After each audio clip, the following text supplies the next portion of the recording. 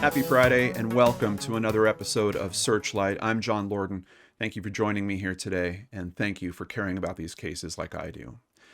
At the end of 2023, we profiled a cold case on Searchlight. And a few weeks ago, our friends at Crime Weekly released a two-parter on this case as well, the disappearance of Jennifer and Adrianna Wix. When I was at AdvocacyCon last month, I happened to wind up sitting behind two people and overheard a conversation. It wound up being Jennifer's mother and Jennifer's sister, Casey. I quickly learned that a flurry of activity seemed to happen in the case in 2024, right after the episode that we dropped. And it was around the 20th anniversary of the case. So, of course, I asked Casey if she would join us here today to share what she could. But before we bring her on, I just want to do a quick recap. Of course, you can also watch the original episode in the description box. I'll have a link down below. Jennifer K. Wix was born on August 16, 1982. She graduated in the year 2000 from White House High School in White House, Tennessee, a community about 20 miles north of Nashville. Jennifer would become a mother just a few years after graduating high school. Her daughter, Adrianna, was born on January 14, 2002. While Jennifer loved being a mother, she was also known to be a bit of a night owl.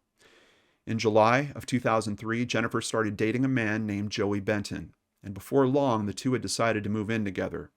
They were living in a converted shed on Joey's parents' property.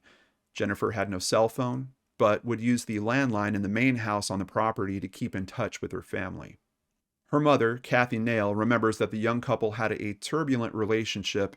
Reportedly, one evening, an argument began that ended with Joey pointing a gun at Jennifer and Adrianna. She took Adrianna and moved back home to live with her grandmother. Unfortunately, she would eventually move back in with Joey on his parents' property, and the relationship seemed to pick right back up where it had left off. The night of Wednesday, March 24th, 2004, Jennifer called her mother upset. Kathy did her best to soothe her daughter and told her that she would come and get them, but Jennifer said no. She wanted to stay, and she wanted to work things out. The following morning, she called her father, Michael Wix. She vented to her father, and things calmed down after they spoke for a bit. Jennifer's aunt also got a call from her that day as well. It was pretty much a similar conversation. Her aunt also offered Jennifer a place to go if she needed it. But again, she declined. No one heard from Jennifer over the next few days. Her grandmother called Kathy to say that she felt like something was off. Kathy called other relatives to see if they had spoken to Jennifer. No one had.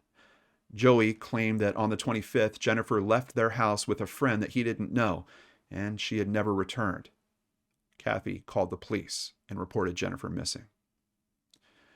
So those are the basics of the conversation. Let's go ahead and bring Casey on to dive into the details and learn about the more recent developments. And we want to thank Casey Robertson for joining us on Searchlight today. How you doing, Casey? I'm doing good, thank you. Okay, so I just want to kind of lean into the details. I know there's been a lot of different versions that have been told of this story, and I know some things that you and I spoke about at AdvocacyCon also have me wondering about recent details and things that are going on with that. I know you can't share quite everything that we spoke about, but we're going to do our best here and try to keep everything smooth and safe for you guys and not affect the investigation in any way. But let's rewind a little bit, and I just want to know a little bit about the family makeup. Can you tell us what was going on in the family? First of all, you're the youngest sister, right? Right, yeah, I'm the baby, and then I've got a middle sister. Jennifer was the oldest. Okay. Okay. And just take us back to what was it like when Jennifer had Adrianna? What was going on? Were you guys all living together or? Yeah, so Jennifer found out that she was having Adrianna very young. Adrianna was 2 when she disappeared. Jennifer was 21. So she was 18, 19 years old, just getting started straight out of high school.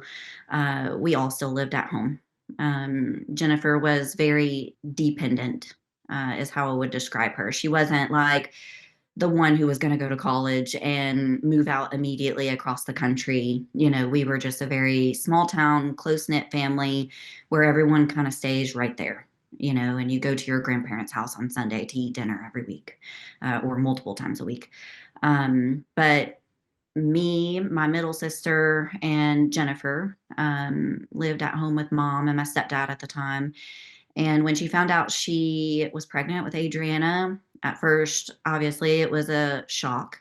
Having a baby that young, not being married. We live in the South.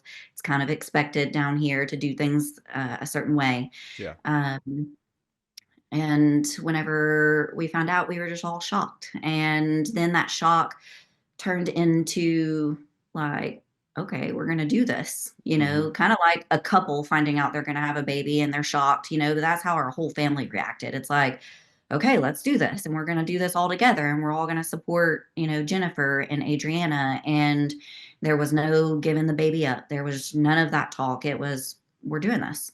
And so all throughout Jennifer's pregnancy, she stayed at home, lived in our bonus room. She had like a bonus room apartment at the house that we built at the time in White House, Tennessee. And I mean, I was around her constantly, probably too much, she would say, an annoying little sister. But we were very close and spent a lot of time together. And I mean, she would drive me places because I wasn't driving yet, and constantly watching shows together. We spent a lot of time outdoors. Both she and I love being outside. And then my middle sister too included in that. We How just was all how was your bond with Adriana? And I just want to bring up this picture. Can you tell us a little bit about?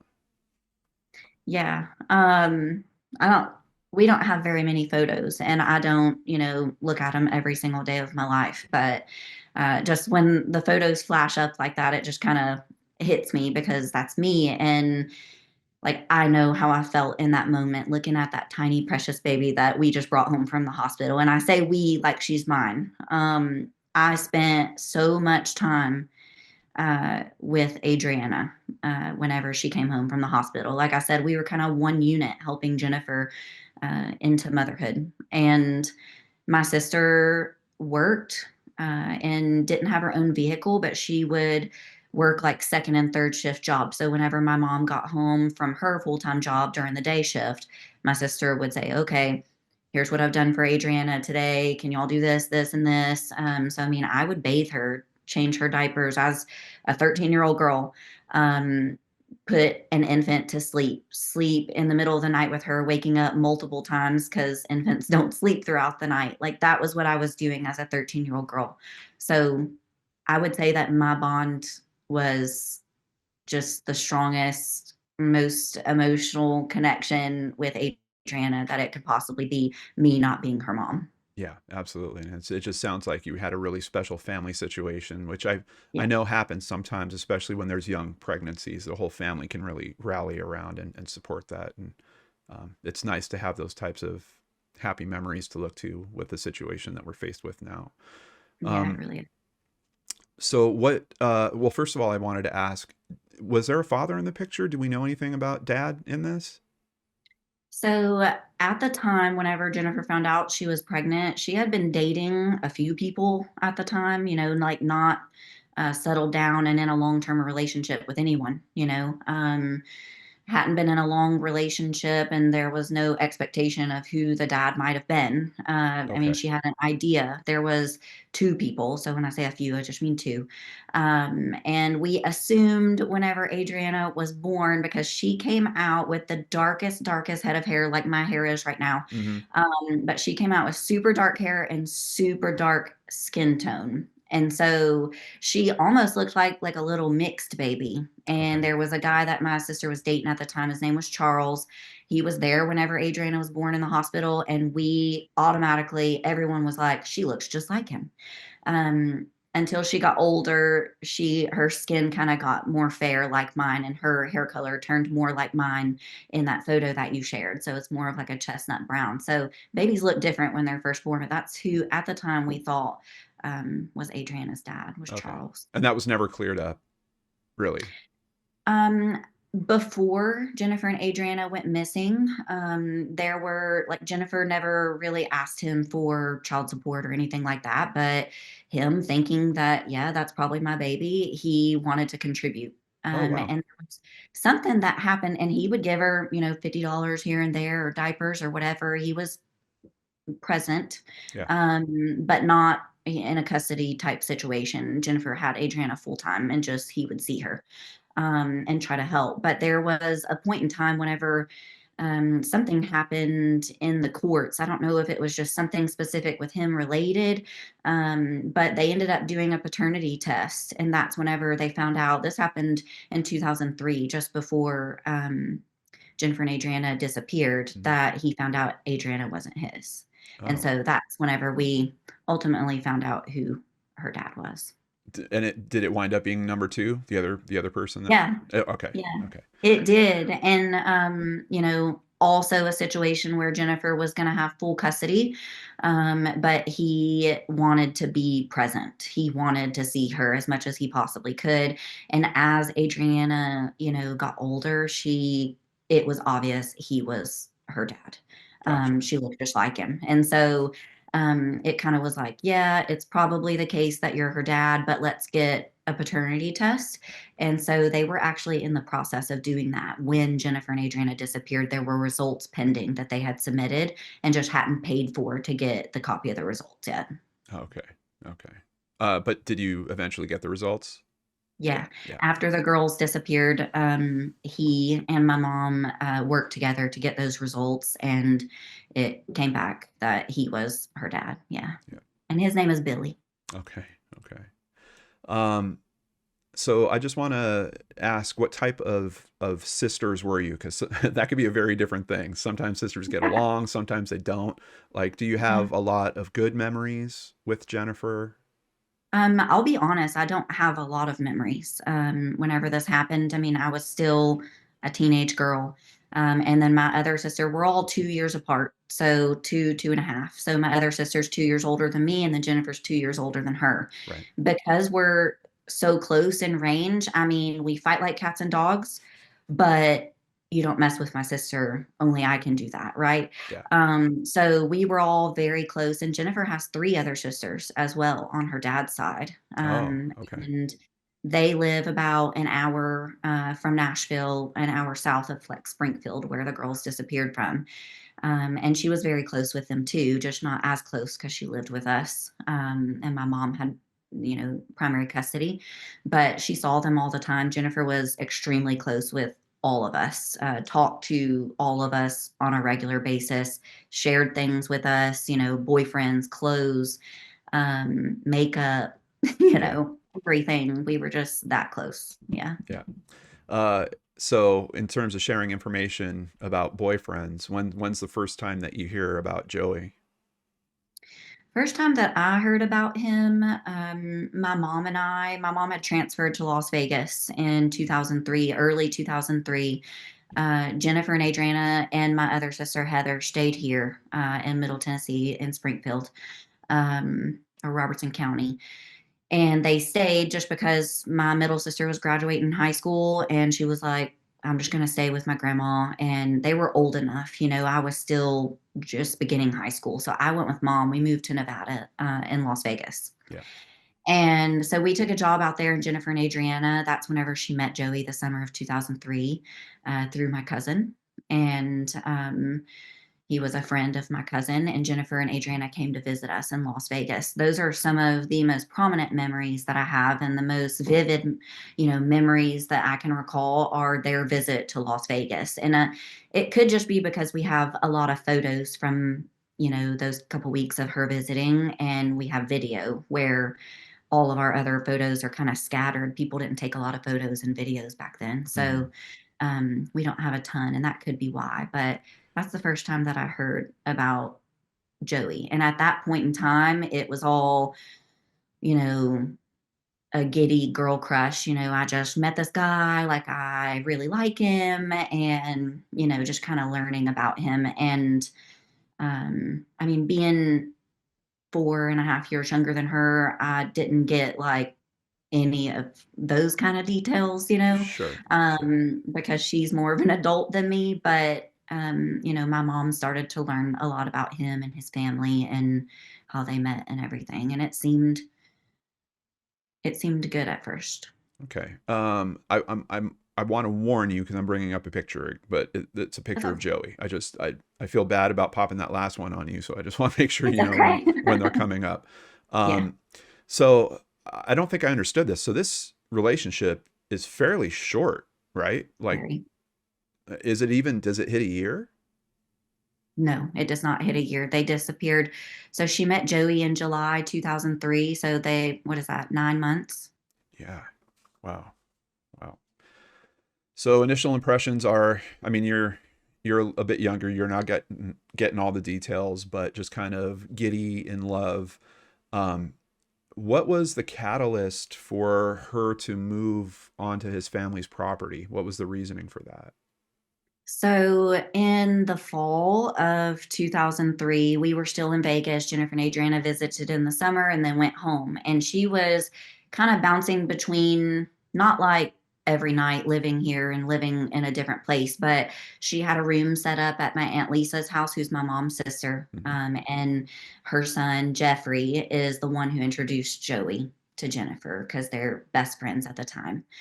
And Jeffrey and Jennifer are about a year apart in age, so they were very close. They could hang out together, and that's how she met Joey. So Jennifer had a room at my aunt's house, which was maybe about 8 minutes down the road from where Joey lived. Okay. So they were very close and could hang out all the time. But as their relationship kind of progressed, there was, I guess, a lot of, for it to be such a short period of time, there was a lot of arguing and fighting and a very tense relationship, and not really like a calm relationship. I wouldn't at this point call it toxic until I believe it was late September, early October. My mom gets a phone call, and we're still in Vegas at the time. And it's Jennifer. She had just been dropped off at her grandmother's house, which the grandparents on her dad's side, she was very close to. Granny and granddaddy, if you hear me talk about them, Wicks. I was even close to them and call them granddad and granny. Even though they're not my biological grandparents, but Sure. we were all kind of interwoven and like close that way. Yeah. But Jennifer had called my mom, very frantic, crying, upset. She and Adriana had been dropped off by Joey's mom because Joey had pulled a gun and threatened himself and Jennifer and Adriana. And I don't know if or have a lot of details about that day. There were no police reports filed, which is not in our favor. But that was kind of red flag number one for us. And so I don't have a lot of details about why he pulled the gun and what the threats were exactly. And there is some error in past reporting and newspapers and news clippings and things that say that he pulled a gun on Jennifer, or there's even one that says he put a gun in their mouth, and things get misconstrued over time. But as far as our family recalls, he just was upset about something and maybe like emotionally unstable. Maybe there were drugs involved. And he just got upset and pulled a gun out and just became a little bit unstable. And he was like, "You got to go," and asked his mom to take them off of their property. And so he took them to her granny's house. And Yeah. that's what Jennifer called. Yeah, I was going to ask about the possibility of drugs. I know that it's been described that, Jennifer was a bit of a night owl. The situation that he's talking about where, he drove her to the store that was supposedly closed and then took her to the gas station, but he had to watch where she was, like, to me that sounds like a drug hookup, like, or he's looking. Oh, possibly. So, did you ever have any insight with Jennifer living that type of life, or was that happening? I would consider Jennifer a typical young person. Yeah. And obviously, in today's time, like marijuana and gummies and things like that are pretty common, depending on what area of the country you're in. Hmm. But back then, it was like a no-no. You don't do it, and if you do it, you're labeled as a certain kind of person. I don't know if she did that or not. Yeah. Of course, we've discussed it as a family, and from my mom's point of view and her recollection, she says Jennifer was not into drugs a ton. Did she experiment? Probably, as a young person being at little gatherings and stuff. But Jennifer did not like drinking, and in even private conversations with mom, complained about Joey and his friends and their drug use. Oh, And okay. so just that alone makes us believe Jennifer wasn't like readily, participating in those things. It's kind of like, well, I'm around it. I just think about myself in that situation if I'm trying to figure out like what she would do. And if I'm around it and, everyone seems comfortable, like maybe I would try something, but Yeah. I don't recall her ever doing that on a regular basis. And there was no prior history or anything like that that would support that, Yeah, well, and I think you're making a good point about like if she was talking to mom about, hey, my boyfriend is acting this way and I don't like it. Right. That's suggesting that it's something more than just this isn't a social situation where everyone's like passing a joint around. This is a Yeah. guy that is dealing with other things. Because the other thing is like how many people, you know, get high from marijuana and then decide they're going to wave a gun around. Like it's not a Right. common thing. So there's probably some other X factor or components when it comes to Joey's use that's a little different. Um, Yeah. so I understand that his initial story was that she left with someone that he didn't know. So it was just someone came and picked her up. He didn't know who it was. They took off. Um, but then he told the police about going to this grocery store in Cross Plains and then to the Exxon station. And I know you've had a couple conversations, and please feel free to just, has there ever been any reasonable explanation for that story given to you, like why they were going there, what that trip was supposedly about, or is it just him saying this is where we went, this is what we did, I dropped her off and then I watched for a while? Yeah, there's no reasonable explanation for it. And here's why. And and then I can obviously tell you about conversations I've had with him, recently where we discussed just that. Me asking him, is that true? But then whenever the girls first disappeared and we're trying to figure out like, okay, this is the last person that saw Jennifer and Adriana. This is what he's saying happened. So we have to check that theory, right? Yeah. Or check, that story. And, we're like, okay, why did you take her there? And his response is, I just did what she told me to do. And he says that Jennifer, in the middle of an argument, they decide to break up. And she just says, take me into Cross Plains, take me to this gas station. And so he's letting Jennifer call all the shots, is what it sounds like. She's saying, take me to this grocery store, take me to this Exxon. And just from what I know about him and their relationship, that doesn't fit with the kind of relationship that they had. It Sure. doesn't fit to let Jennifer call all the shots. Um, that's one reason why it doesn't make sense to me. And then just the other reason in there is just her randomly saying, take me here. Yeah. That wouldn't be what is typical and characteristic of Jennifer. So whenever, what I've seen in our investigation and in other investigations, is important to think about like that person and what's characteristic of them. Did that Right. make sense for that person? Sometimes people do want to just get away or Yeah. just say, drop me off, let me out of the car, right? In Mhm. like the middle of the situation. Jennifer didn't do that. Her aunt lived 8 minutes around the corner and she Right. still had a bedroom set up there. And for Joey to take the routes that he says he took, he would have to drive right past my aunt's house. And not only that, but going through Cross Plains to this Exxon gas station at the interstate, we're on one road past my aunt's house and then our house. And Wow. she had talked to my mom the night before and talked to my aunt the day of. Um, so, and my aunt had told her, I'm going to leave a key out for you. There's a key out back on the deck. Here's where it's hidden if you need to come and I'm not there. Yeah. So it made no sense. For all of those reasons, we were like, something's not right, you know? So I know we got two kind of different stories right off the rip. Were there more stories that came after that, or did you hear different variations on these stories as well at the Yeah. time? Yeah. There's not really a different story other than rumor and Okay. hearsay from other people. But his story changes from person to person. And so obviously her last contact with anyone in our family was on Thursday, and that was she talked to her dad and my aunt in middle of the day on Thursday, March 25th, 2004. And then that was the last contact with anyone other than him and his family. And so, after that point, we're kind of like, okay, this is all their story, right? Yeah. So there wasn't really, um, his first, what I'm trying to say is his first conversation with us, she spoke to someone on Thursday. So we weren't really worried.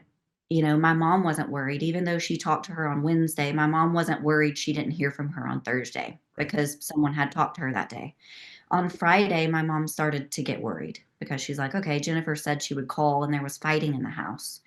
And so my mom started to get worried, and so did everyone else, that's how uncommon it is to not hear from Jennifer. Yeah. It's a day's worth, 24 hours of not hearing from Jennifer is something's weird, and just with like the prior history. So when we start calling around on Friday, he's not answering the phone. No Mhm. one's answering the phone at his home, which is uncommon because they're pretty much their homebodies. They're always there. So that was weird for us. They're not answering the home phone, and it's after business hours. They're home from work at this point. Okay, they could be somewhere else, so we start calling his cell phone and he doesn't answer. And he finally picks up and he tells my sister that they broke up and he doesn't know where she's at and that she could potentially be with these friends of Jennifer's. Their names are Jerry and Helga. So Okay. that was one variation of the story, the very first variation of the story that we got before the police report and what he told police and the story that everyone knows about the gas station. That was what he told. That Okay. same night, my cousin Jeffrey, they had a bonfire that night that Jennifer was supposed to be at. This is the second variation. And Jennifer's not there. It's a couples thing. There's three couples. Joey's by himself, so there's two other couples. Mhm. And my cousin Jeffrey's there, and he says, "Where's Jennifer?" And he says, "She's at a friend's house." Nothing Okay. about them breaking up, nothing about anything, but okay, that could line up with Jerry and Helga. So we're not crazy off, but still it's a little different. And then on Saturday, whenever no one can find her or no one has heard from her, we filed a missing persons report. That's whenever he tells police. And in his original police report, his statement to police, there are even variations in that report that makes the original reporting officer go, something's not right. He's giving different makes and models for the car that don't exist. And Right. and he's telling different people all of these inconsistent stories. And so there's about 3 or 4 different variations in his stories at that point, which I believe personally is just because they hadn't had enough time yet to paint that picture and make that story. It was still unfolding. Yeah. Yeah. My mind is blown at the whole thing about the white four-door Mustang. Yeah.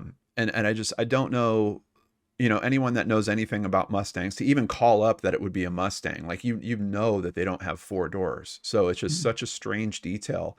It's almost Mhm. like he's trying to say, I'm lying to you guys. Like, Yeah. it's Yeah, it was very weird. And I actually, right behind my computer here, I have a container full of pictures, and I wish I had it to hold up right now, and I can get it. He owned a Mustang. He owned two of them right. Right. at the time, and they were, the older models, and they were fixing them up or whatever, sitting right in his front yard. Yeah. He owned one. And so, no, it didn't make sense that he would say a Mustang or a Camaro. I mean, I think that again, maybe there were drugs involved and Hmm. he just wasn't in his right frame of mind. Maybe it was the pressure of what had happened. I don't know. But I try to think about all of those things. It just also didn't make sense to me and still doesn't today. Um, he didn't know that we weren't going to be able to go to that Exxon gas station and get surveillance video. Right. So it just kind of blows my mind even still to this day that like he made up the story and he would have been seen there at that, they would have been able to say, no, this doesn't add up. And they would have called him right then and there because there was a surveillance camera, but it was recorded over after 24 hours because we didn't report them missing, on Friday. And Oh, so even like if you law did, I mean, enforcement, yeah, you guys can't blame yourself for that because even if you did, like for an investigator to get there, like a 24-hour loop on a yeah, video camera is silly. Like it's yeah, that's practical. yeah, You might as well not be recording it at that point. Like right, yeah. the odds of Which that being helpful are so small. But Yeah.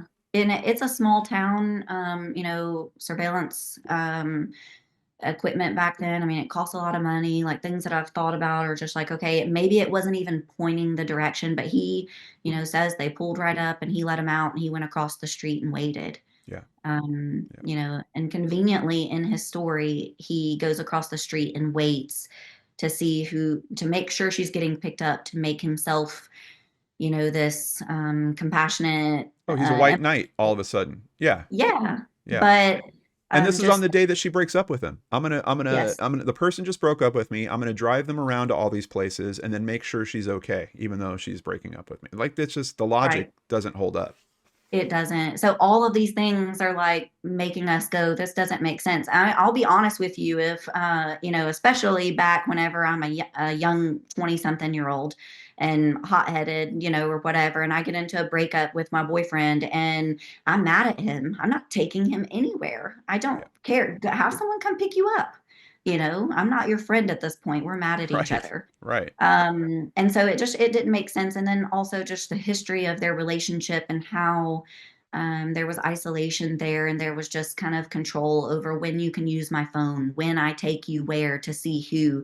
It just didn't make sense that he didn't, because he waited to make sure they got picked up, that he didn't wait to see who it was Mhm. or care who it was, just being a man and being Right. um, possessive over your woman. It doesn't make sense. That could be another man that she's getting picked up by, Yeah. right? Oh, yeah. Yeah. You'd think he'd be all over those details. Oh, I know exactly what vehicle it was. I remember part of the license plate. I know there was three people inside. Like, yeah. And to the point, if he was that possessive, he might even follow the person that picked her up. But Right, that's the hard thing about we're dealing with fantasy, essentially. We're dealing with right. a concocted fake story. So Yes, the exactly. logic, yeah, the logic just doesn't hold up. Uh, what is not a fake story is obviously we can trust Jeffrey. And Jeffrey also, I guess, was working construction with Joey. Mhm. And there Yep. was an odd occurrence that happened on the 25th. Can you tell us about that? Yeah. So Jeffrey and Joey, and actually a lot of their friends in their friend group, all worked for Joey's dad. His name is Joe. Mhm. So that gets kind of confusing sometimes. But they worked, I won't really call it construction, but they did like steel manufacturing and construction for like big box stores. If you go in and you like in Lowe's and they've got those big shelves that they put everything on, like that's what they did. Yeah. And I'm sure other things too. All these guys were very handy, but they worked for Joe's friend. Fish was what they called him. Okay. So they were working in Franklin, Kentucky, which is about 30 minutes or so, 30, 40 minutes north of Springfield from where uh, the Benton Joey's house is. Mhm. And Jeffrey was working that day as well. So they were riding together to work at this job site in Franklin, Kentucky every day because Joey's little truck that he drove at the time, his little Ford Ranger truck, was in the shop. Mhm. And so he didn't have a vehicle. He rode with Jeffrey to work that week. And so they're at this job site, and Joey comes up to him and says, "We got to go right now." And Jeffrey's like, okay. And he's tells the foreman on the job, the guy who's in charge, not Fish, it's another guy. Yeah. But he tells the foreman, I've got a family emergency at home, gotta go. And so they leave and come home. This is on Thursday, March 25th, the last day that Jennifer had contact with anyone in our family. And at the time, we didn't know that this phone call had happened until, of course, we talked to Jeffrey and started hashing everything out and talked to the foreman to figure out, what had happened that day. And they both confirmed, yes, he left the job site early that day to go home for a family emergency. Hmm. Do we know what the typical day would be like while the guys were off working? What Jennifer would be doing? Like, was Mhm. she the type? I know that they were living kind of in a converted shed. Would she spend most of her day in there, or would she actually go into the main house? Yeah, so in the winter of 2003, so like late December, January, and February, they moved out of that shed. And that was, back on the property a little bit off the ways where they would have bonfires and his friends would party and everything. But it was kind of like a makeshift little apartment. So when it wasn't too cold out, they would stay there. Okay. In the winter, they moved into his parents' home. And there was an extra bedroom there where Adriana could have her own little toddler bed. And there was some other storage and stuff in there, I'm sure.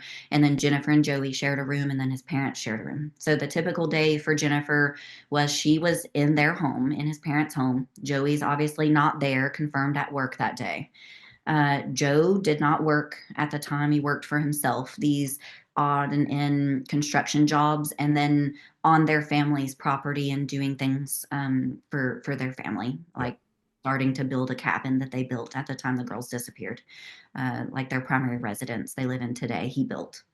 And Cindy was a nurse, and she worked a county over, about 45 minutes away in Sumner County in Hendersonville at Sumner Regional. And so she would typically be at work. But because my sister was talking a lot to my mom this week, the week that they disappeared, Jennifer had told my mom that Cindy was actually off work that week. Um, there's some other things because of an old kind of like chat forum that used to exist. It's called Topics. Yeah. It's kind of like Reddit, but old school. Hmm. But communities, especially small communities, people would be in those chat rooms, and on the Topics forum. And there were forums back then about Jennifer and Adriana in our case. And so Joey's dad, Joe, which you have to kind of take with a grain of salt what they say. Okay. And you can post anonymously. So sometimes you don't know who's speaking. But when he would post as himself, he said that he had court that week, where he was a plaintiff, not a defendant. But there were a couple times he and his wife both were to be at court hearings. I've been unable to verify that. But he also alleges in that Topics forum that Jennifer was lying and Cindy was not off work. So they say that day on the 25th that Cindy was at work, and I have no idea where Joe was that day. The only thing I know about him and his schedule is that he had a standing doctor's appointment, oncologist appointment that he had to go to on Thursdays. And so that would have been at that point, some point in the day, but I don't know when. Okay. Okay. Has an investigator ever confirmed if it's Joey's mother that is supposed to be at work, right? I just wanted to clear up her name. Yes, So that's supposed to be. Cindy, right? Yes. Okay. I don't know the answer to that question. There's a Okay. lot that our detectives and law enforcement team won't share with us. Okay. Understandably, sometimes, but then also after it's been so long, it's like, okay, I have been making sure, have you done this? Have you done this? And I've asked that exact question at one point in time when I picked up the investigation in 2021.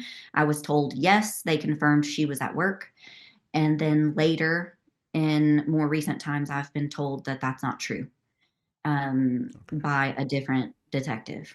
And so there are holes in the investigation. And so I don't feel confident in whether or not they checked out alibis. Okay. I don't feel confident in that. So it's weird because the picture that's being painted is something happened to Jennifer and Adriana, but it wasn't Joey that was there for it. That's Possibly. kind of what it seems like. It's what it Or sounds like. Something was going on. yeah, or it Um, was the start, right? It was the beginning of something happening, and then he goes rushing home, and then things could yes. possibly escalate. Okay. Yes, because there was a lot of tension in the home. That's confirmed with her calling my mom on the 24th, the night before, and Mhm. a lot of fighting between Jennifer and his mom, Cindy. The baby was sick. There's a lot that comes into play here that was happening that week and kind of leading up to the 25th. Mhm. And on the phone call with Jennifer's dad, that day, which was about 11 o'clock that day, he recalls, because he's one of the last people that talked to her, he recalls hearing someone else home that Jennifer addresses on the phone call and says, someone approaches her and Mhm. she says, "Stop, I'm talking to my dad." Yeah. just kind of like snippy tone towards that person. And he believes that it was a woman's voice. Okay. So being that Cindy is the only woman that lives there other than Jennifer, it just leads us to believe that it could be her. And Joey does have a sister as well named Amy, Uh-huh. but Amy at the time did not live there. She's older and she had moved out and was living in an apartment about 30-45 minutes in a different county too. Okay. Okay. So, back at the time, I know you had initially had some type of phone call with Joey. Do you remember what was discussed? What information were you trying to get out of him? What sounded weird? Tell us about that phone call. Yeah. So are you talking back in 2004, like back when this Yeah. happened? Okay. I didn't specifically have a phone call, just being so young. I wasn't part of the investigation then. And Okay. of course, I'm hearing bits and pieces of it and I'm right there in the middle of it. But my older sister, Heather, and my mom had conversations with him. And my mom even requested that Robertson County Sheriff's Department go and get Jennifer's belongings after they disappeared, thinking there could be some kind of evidence there. Yeah. They were unable to get search warrants at the time, so there wasn't any like ransack of their house to find Jennifer and Adriana or what happened to them. There were permissive walkthroughs done where they're like, come on in, but they can't dig too much. They're just Right. going to do welfare type check. So my mom had requested that they go and get Jennifer and Adriana's belongings. She wants to see if anything's missing, things like that. Well, they didn't. And Joey ends up bringing Jennifer and Adriana's things to our house in about 5 or 6 black trash bags, big old, industrial black trash bags. Yeah. In those things, whenever he comes, of course, my mom and him have a conversation, but in the trash bags is things are missing that are super important to my mom that she notices. Not only things that are missing, but things that are there that tells her Jennifer wouldn't leave without this. Things like the baby's favorite Elmo stuffed toy. Mhm. And she carried it around everywhere, dragging it behind her. Couldn't go to sleep without it. Everyone knew she needed this Elmo. My mom has a tattoo of Elmo on her body. That's how much my baby niece liked Elmo. Yeah. Called it Melmo. Mm. So that was there. Adriana's only jacket. Of course, Jennifer's a young mom, doesn't have a lot of money, depends on everyone else to buy things for her and Adriana. She had one jacket that season that fit her, Yeah. and it was in these belongings. Um, there were things missing, like the baby diaper bag, Jennifer's purse, wallet. Jennifer didn't really carry like a purse.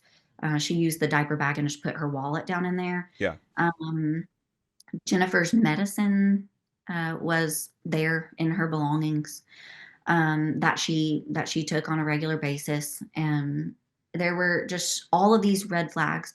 And then the conversation with Joey looked a lot like this. And this is whenever kind of another version of events, or maybe even a more detailed version of events. My mom's telling me, like, tell me what happened, Yeah. and getting to ask him face to face. And he says, whenever he got home from work that day, that Jennifer and him went for a drive to talk about things. Jennifer had apparently wanted to move out of his parents' home, didn't feel comfortable there anymore. And he was not giving her the time of day and was like, I got to work early in the morning. I don't want to talk about this. They were sleep training the baby. I've told that in other parts of the story, maybe in the first episode you covered our case.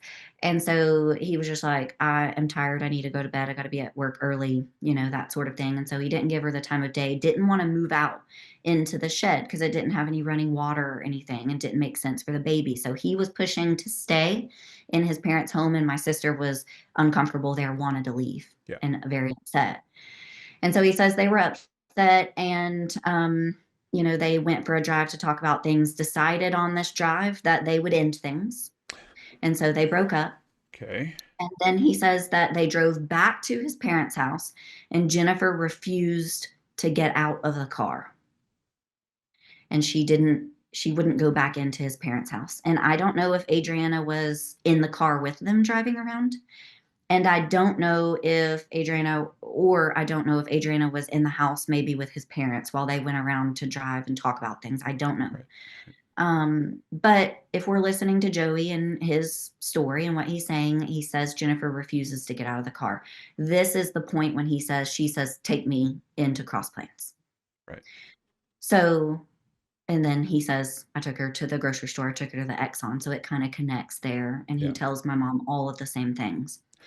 This is also the point in time whenever he tells my mom that Jennifer comes back to their house the next day on Friday, March 26th.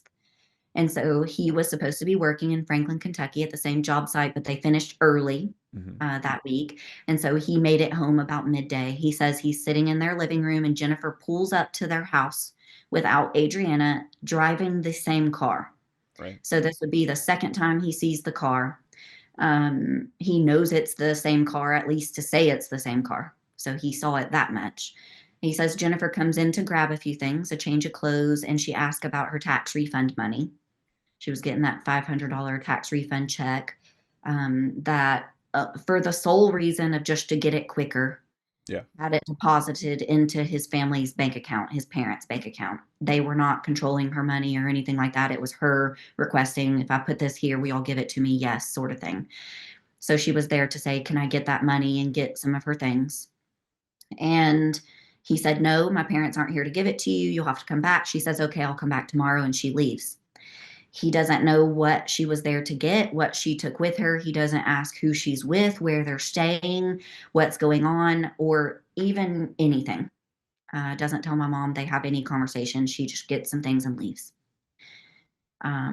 So a bunch of red flags there. That's what he tells my mom happens whenever she first talks to him Yeah. about what happened. Yeah. And I know there's a little offshoot, which I think we covered in the previous episode, but basically your mom asks for the tax money so she could put it in an account for Mhm. when they get back. And they wind up writing a check. And then your mom sits on the check for a little bit, eventually goes to cash it, and it's rejected, and they've basically shut it down. Did that ever get rectified? No. No. No, Okay. no. And there's some red flags with that situation too. You basically just said what happened in a nutshell. Yeah. But at the time it was like, okay, that's my daughter's money. If she comes back for it, I want it, or whatever. And Joey's mom, Cindy, was writing the check and they're all kind of sitting there at one of the other gas stations where they had met up, where there was a potential sighting for Jennifer and Adriana. That turned out to not be the case. Okay. But they're asking about this tax refund money, and Cindy's writing the check, and she says, who should I make it out to? And so there's like a couple, that's a red flag to my mom, a huge red flag, because she's like, you write it out to my daughter. Like, Right. if she's just, run off for a day or so, she'll be back to get it. So write it out to her. But there's the logical side of me whenever I'm thinking about things and I'm like, okay, well, she's writing the check to you and you're going to hold it for Jennifer. Maybe she means, should I write it out to you? And the Bentons say, Joe and Cindy say that it's their policy whenever we asked why they stopped payment on this check. They say it's their policy to do so for everyone after 30 days if it's not cashed. Okay. Um, Okay. so that's, yeah, where that led. Yeah. Um, so in 2013, we're going to fast forward a little bit. The case was reopened and effectively reclassified. So now law enforcement is looking into this as a potential homicide. How did it feel to you to hear that shift? Um, the first feeling is validation because we obviously knew from day one that something was wrong. We just knew, the history of what went on at their home, the things that they were involved in. We knew the past red flags that we had seen, which aren't even the everyday red flags. We just saw the one offs happening. And so, knowing all of that, we knew from the get go something's wrong. We also knew that there was no help or seemed to be care on their part for this young woman and kid that went missing from their home. There Yeah. was no, search our property or, We'll they come didn't. help. yeah, they didn't come help. They Yeah. didn't. It was from the initial point of us reporting Jennifer and Adrian, there was nothing but animosity between our families. And there's just a lack of humanity.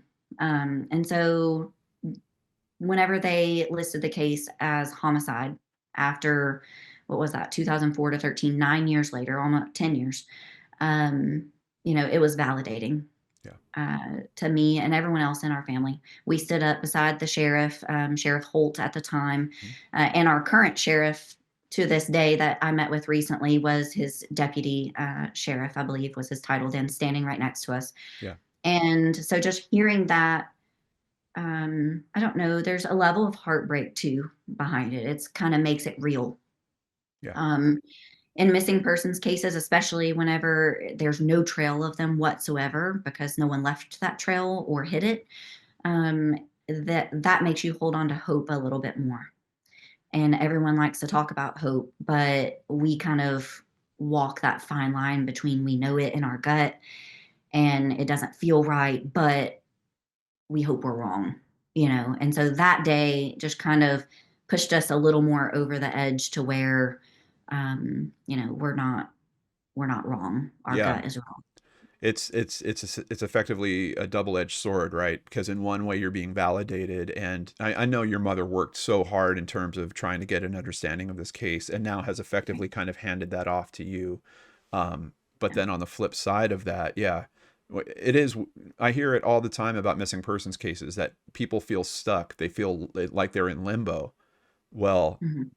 for some people, maybe limbo is a better feeling than I know that my niece isn't coming back. I know I'm never Right. going to see my sister again.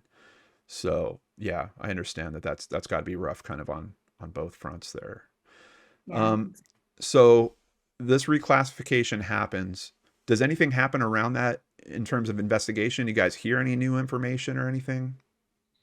The only thing that we knew, we had no idea what they were doing behind the scenes. We knew about the press conference. We knew they were going to reclassify it as a homicide. As far as we knew at the time, and even what I know today, there was no reasoning behind that reclassification. There was no new evidence Mm. that they stumbled upon that would lead them to belief.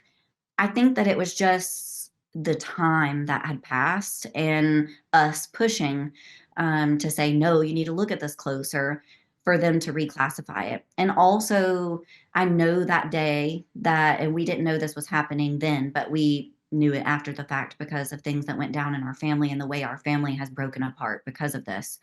But everyone who had been initially questioned was brought back in that day. Mm. So, like Jeffrey has told us that they pulled him off of a job site that day.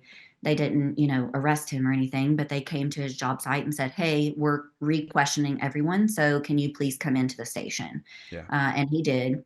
And so we assumed that everyone at that point, and we're told that everyone at that point had been re-questioned. And so they were basically just taking a harder look at the case, being one of the biggest cases in that county and under Sheriff Holt's belt. He was like, I'm going to do something about this, right? He campaigned on that. I'm going to Right. do something about this case. Yeah. And so I think that was him saying, I'm going to do something about it. And then nothing really came about after that re-questioning, other than, like I mentioned, our family just completely falling apart. Tell me One of more the about that. What was the main crux of the conflict there? Is it that there was different beliefs going on within the family, and some people thought you should be letting it go, or like what was happening with that? It kind of stems from there were different kind of pieces everywhere. Jennifer's grandparents, her granny and granddad, they actually had been around the Benton family Mm. and they had been to gatherings. Adriana's second birthday was in January, right before they disappeared. And we weren't there, but they were there at the Benton home celebrating. And my aunt and my cousin Jeffrey, they knew the Bentons. And so even though my aunt was, I mean, she fought beside my mom for years and years trying to help the investigation and find Jennifer and Adriana, there was some animosity that built up just because she knew Joey personally, and that was her son's best friend. And so there was a little bit of them not wanting to believe that he's capable of doing any harm to Jennifer and Adriana, and Jeffrey continued to hang out with Joey after the girl's disappearance, riding around with him in town, still partying together. And so that was very hurtful to my mom. Yeah. And so my mom just wanting answers and to find Jennifer and Adriana, which Jeffrey and Aunt Lisa wanted the exact same thing. But he didn't like being questioned about, like, okay, but can you remember this? And what do you remember? Was he acting weird about that day? He felt like he had told everything that he could possibly tell. And him still being a young kid, his mom was like, "You're not gonna, make my kid feel this way." My aunt, she was like, and whenever they came to pick him up at his job site that day, that was just the crux, the catalyst of everything that kind of sent everything downhill. Yeah. So that's whenever our family kind of parted and went separate ways. And Oh, man. um, yeah, my aunt still to this day will not talk to me. I've tried reaching out to her in my investigation, and although she was the very last person Yeah. to talk to my sister, she won't talk to me. She thinks that we have some kind of vendetta or whatever against her and her son, and thinks that he's involved in some way, which we do not. But we do think that he, being close with Joey before and after the girl's disappearance, may possibly have seen something that he didn't know he saw. Yeah. You know, he doesn't know that it fits into today's investigation, Right. and now so much time has passed. There's, he can't recall. I did talk to Jeffrey a couple years ago for the first time, and, he can't recall. He doesn't remember if Joey told him anything on that drive home the day he went home early from the job. He doesn't remember asking or who was home that day, or he doesn't even remember if it was him who drove or another guy. So now Yeah. so much time has passed because of, that animosity in our family. We can't get those memories back, and we don't have access to police statements. And it can't feel good on either side of that equation. Because on Yeah. your side, you're looking at a potential, hey, this is a family member, this is a person that might have information that's going to help me. But then Right. on his side, he knows that expectation, and Mhm. he knows I don't know anything from his perspective. To your Right. point, if there's conversations that happen, there could be information that comes out that he doesn't realize is important. So that's why it's always like, whenever I'm consulting families that are in these situations, I'm like, you've got to, the bigger your team, the better, and you've got to do your best to hold that team together. And it's really tough to hear about a situation like this where a fracture like that can happen. Unfortunately, it happens a lot, and most of the Yeah. time, it's because of that level of belief in terms of, well, I don't think that there's anything to this story. I believe that this happened. You guys believe that that happened, and I just don't want to talk about it or be around you guys because of that anymore. Um, Yeah. but it's also, when you're talking about this in the context of, there's a lot of interpersonal connections because we've kind of got this small community and all these people are connected, and it blows my mind that the strongest part of that community should be family, and here we're talking about it being shattered like that. Um, Yeah, and Jeffrey has a younger sister, Samantha, and she's more close in my age. yeah, And I have kept up with her over the years, and she may come to Easter, and she's has a young kid about the age of my young kid, and she's been at all of our recent events and everything, and supports us. And I'll even say, which I don't can't speak for Jeffrey, but just on behalf of Samantha, hearing from their conversations, hers and her mom's conversations, my Aunt Lisa. Um, Aunt Lisa believes the same thing we believe. She believes, yeah, that these people are responsible. And I worked so hard and have worked very hard to try, like you said, to make our team as big as possible. yeah, And it's very difficult to build that back, but not just the family team, but law enforcement. A lot of times for missing persons cases, especially long-term cold cases like ours, there's like no communication between law enforcement, or relationships have been damaged, or they look at you as this annoying person, or you look at them like they're not doing enough, they're not going to help me. And that was kind of the biggest piece of me picking up the investigation, was like, if we're going to find out what happened, we all have to be together and be on the same page. And that looks like we need these relationships, whether we like it or not, Yeah. you know? Yeah. And outside of Um, that, you want these relationships. yeah, we do. Yeah. Yeah. So I ran into, I mean, one of the main reasons why we're here talking today is because there was a bunch of developments that happened after the episode that we previously released. Essentially, we get to the 20-year mark, and it looks like law enforcement does their kind of, oh, it's been 10 years. We're gonna beat the drum on this again. Um, and there is effectively a raid that is conducted at the Benton's home. Mhm. Uh, Tell me how you were feeling when you first heard about this happening. So I'll say that the raid at the Benton home, even though, like, to your point, you just said it's kind of like another 10-year mark. It's right at to the day, almost to the hour of when we filed the missing persons report in 2004. So almost exactly 20 years later, we hear of this raid. But they were not there for Jennifer and Adriana. We didn't know it at the time. So I start getting, I've been pretty heavy on social media and pushing the case out and trying to gain awareness and support. And so I start getting messages from a ton of people that live in the Owens Chapel community where the Benton home is. Mm-hmm. And they're like, what's going on? I start getting photos, videos, phone calls. People are blowing me up because there's all kinds of police presence. The ATF bomb squad is there, FBI, TBI, Robertson County, the Tennessee Highway Patrol. I mean, everyone you can possibly imagine is there in front of their home, all their lights flashing and everything. And we were like, we don't know, you know? So, of course, we start reaching out to our detective and our TBI agent, yes, there's a raid. We're not there for Jennifer and Adriana. Okay. But my mom, and I have made it very clear that anything that happens there at that property, because we've never searched it in its entirety for Jennifer and Adriana, is our business. So we didn't know if while they were there, they would stumble upon Jennifer and Adriana, or if they're telling us we're not there for Jennifer and Adriana, but they actually are, and it's part of some kind of whatever they're doing, their plan. We don't know, right? Right. They don't share everything with us. So I mean, I start calling in. I call someone in to watch my kids. My husband and I get in the car. It's about an hour away from where I live. And I drive straight there. And I stay out there all night. It gets dark, and all of the cars start pulling away. We see them loading some things off of their property in like wagons and stuff into the back of this trailer.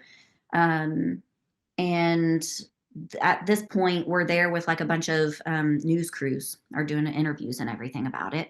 And someone comes up from the ATF people and they say, you need to step back. And we're like, okay, what's going on? And they're like, well, there's explosives that have been found. And for the safety of everyone, there has to be like a certain foot that you have to stay back. Mm-hmm. And so they asked us to push back. And so we did. So at this point, we're like, what on earth did they find?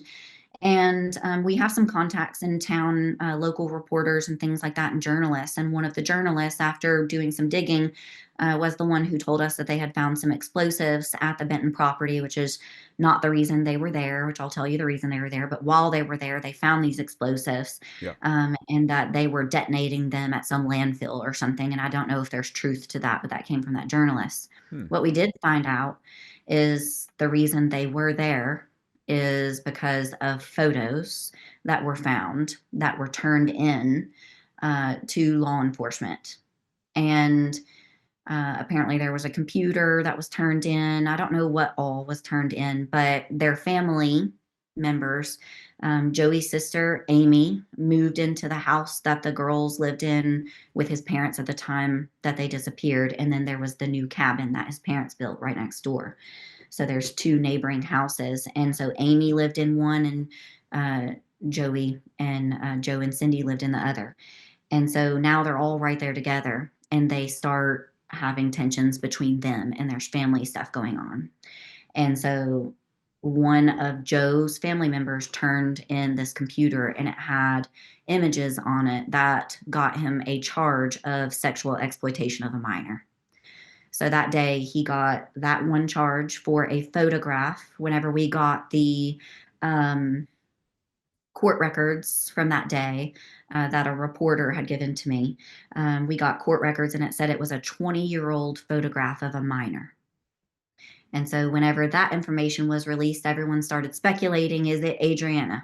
Yeah. Right? Yeah. And we came to find out from law enforcement it is not a photo of Adrianna. And in the court records, it says it's of a family member. So, anyways, there's a lot going on. He walked away with that charge. At the time, he had a domestic assault charge against his wife, and he had an aggravated assault against a police officer where he was part of a kidnapping of his great granddaughter. He and Amy kidnapped her granddaughter, who ironically was 2 years old. That was back in like 2022, I think, that the TBI was a part of. And so there was an aggravated assault there where he was receiving a charge for it. And then there were 40 something other weapons, illegal weapons, because he's a convicted felon, and explosive material charges. So, I mean, there's a little sigh of relief knowing that the photo is not of Adrianna, but then I'm still concerned because of the pattern that we're starting to see here, especially with how he is handling children. Is are there considerations for you that maybe that's the type of situation we're looking at here? Jennifer found something bad happening. Yeah, absolutely. It's always been kind of on our minds because of Adriana being sick. She was ill. She had a virus that week. And it wasn't just a sick, coughing, runny nose virus, although those things were happening. And she was very irritable and not sleeping and crying, Yeah. and causing a lot of the fighting the night before the girls disappeared. But she had been to the ER and to her pediatrician because she was complaining about pain in her little girl parts and was ultimately diagnosed with vaginitis, which we did not have the medical records for that diagnosis and that visit until I went to get them whenever I worked with Charles, the guy on her birth certificate, Yeah. helped me get those medical records a couple years ago, and we were able to confirm that vaginitis. And there was no kind of report of child abuse at that time. But on the phone call on the way home, because my aunt Lisa took Jennifer and Adriana to the ER, there were talks about, Jennifer and Aunt Lisa suspecting that, at least being like, how could she get vaginitis, right? And there Right. are different causes for it. If you Google it, you can get information about that. But I mean, it can be from leaving a diaper on too long, and Sure. not changing her diaper and her sitting in a wet diaper. So because of that, it wasn't looked into further. And then, of course, Jennifer and Adriana disappeared before anyone was able to do further testing or anything else coming about.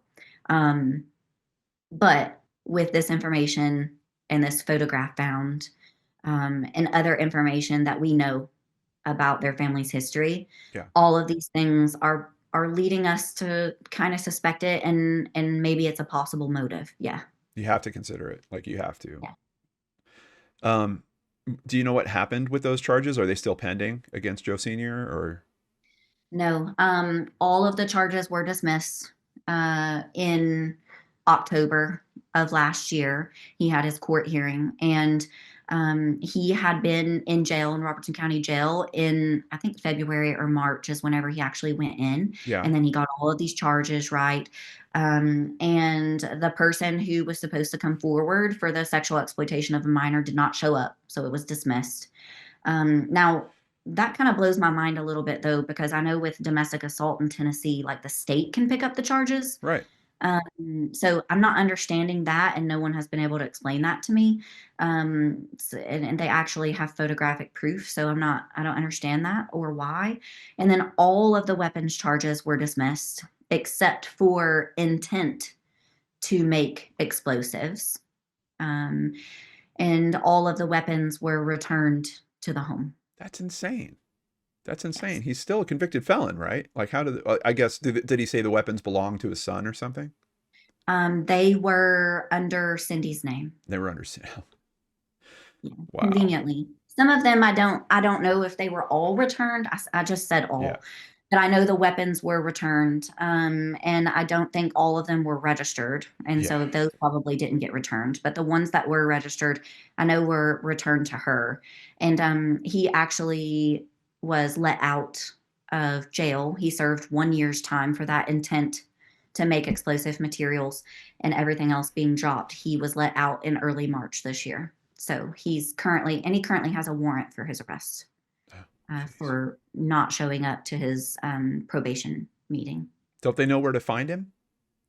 It's my understanding that no one is keeping tabs on him or his location. I don't know the terms of his probation as far as like an ankle monitor or anything like that. Right. But I do know that his family alleges they don't know where he is, and no one else has seen him or know where he's at. But I do know the terms because we do have court records around his probation, but we don't know everything. But it does say that he's supposed to give an address, but that doesn't mean that anyone is making sure he shows up for his meeting, you know. Sure. Sure. So there would be another kind of big development to happen in 2024. Smoky Barn News reported that your family shared with them that several sites were being investigated. What can you tell us about that? So after everything happened with the raid at their house, that was kind of a point where I'll say that being their 20-year anniversary, I couldn't think of anything big enough to that I could do for awareness or for the campaign of our investigation. I don't like to call it a campaign or an anniversary because it's not happy, but like I couldn't think of anything that could be big enough for me to do for Jennifer and Adriana, Yeah. for awareness for us in the community and be loud. And then this happened. So it was almost kind of like it was meant to be. But right after the raid, Joey and another family member, his sister Amy, made contact with me. And I had never talked to either one of them before in my life. And I had his phone number and I had texted it once, but gotten too scared, if you will. I wasn't at a point in the investigation where I was like ready to Yeah. talk to him. Yeah. But with all of this happening, we had a new district attorney that was elected. He was kind of an interim, but the old one, who was the district attorney at the time the girls disappeared and really did nothing for our case, retired, and there was a new district attorney, which was an opportunity for us. Yeah. And so we were being told, make an appointment with him. And so I did. And we had this pending before this raid happened. I had been posting about it on social media, and Joey knew about it. And so from me posting about it, Yeah. and he made contact with us. And whenever he made contact with us, I talked to him for the first time on the phone ever. I texted him and said, "Would you please just talk to me?" And he said, "Yes, sure." And he told me to give him 10 minutes. So I jotted down a bunch of questions in a notebook. If this was going to be my one and only chance to have this conversation, I wanted to be prepared. And so I wrote down all my questions and I told him I've got 30 minutes. And we ended up talking for about an hour, a little bit over an hour.